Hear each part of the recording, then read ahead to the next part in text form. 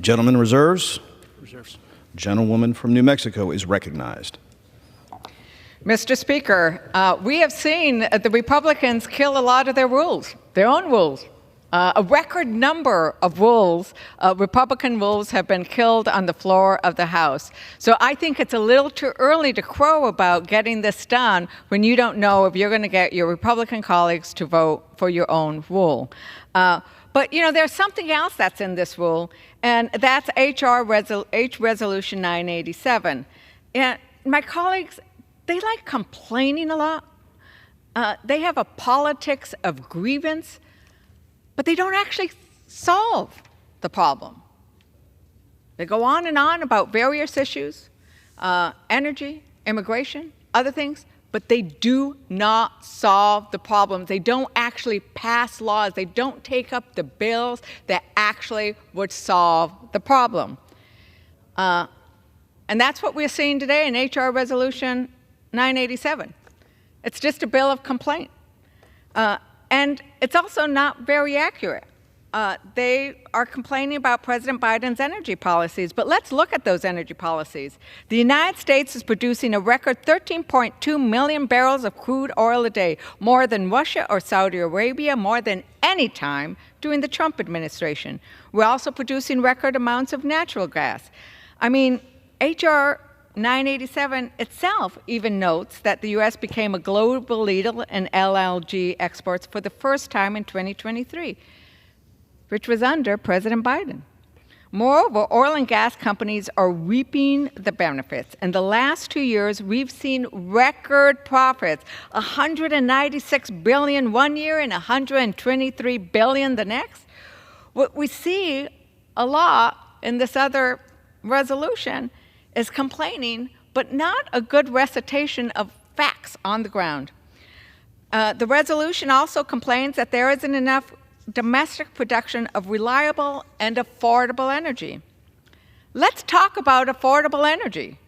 When Democrats were in control last Congress, we and President Biden took historic action to spur clean energy development right here at home. We know that clean energy helps stabilize prices because we're not subject to international price fluctuations. As we've talked about earlier, as Representative Crow mentioned, one of the reasons we saw the surge in gas prices was because of Putin's war. And yet we're not taking up the bipartisan security package that passed overwhelmingly in the Senate. If we want to look at ways of making sure that our international markets don't go crazy, let's address Putin's war. They don't want to do that. But what we are doing at home is looking at that renewable energy, because when we produce renewable energy here at home, we're not dependent on Saudi Arabia. We're not dependent on Russia. President Biden knows the importance of energy independence, and we're creating that independence by weaning ourselves off of those international markets. Let me tell you, we're doing that in New Mexico. Because when we build in New Mexico, we build down costs. And what are we doing in New Mexico? Last year, the Inflation Reduction Act created more than 170,000 clean energy jobs, $369 billion. Some of that went to New Mexico. So I'm going to give you a couple of examples from our own beautiful state. It spurred $1.4 billion in funding for clean energy projects to create at least 2,105 jobs. In New Mexico, these clean energy jobs are also bringing to our state manufacturing jobs. Like in Belen, where we'll be building wind towers. For the first time, we are creating manufacturing jobs in the United States. Wind and power and solar are actually the cheapest electricity we can invest in. Our big companies know that, and they're investing in wind and solar. Indeed, I recently met with Chevron representatives, and they told me excitedly about the plans they have to invest in clean energy, to invest in wind and solar.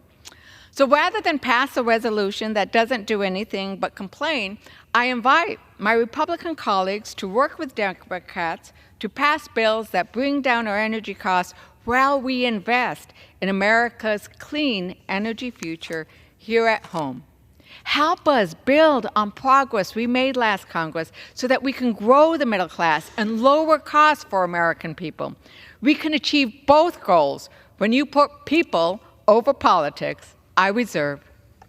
The gentlewoman from New Mexico reserves. The gentleman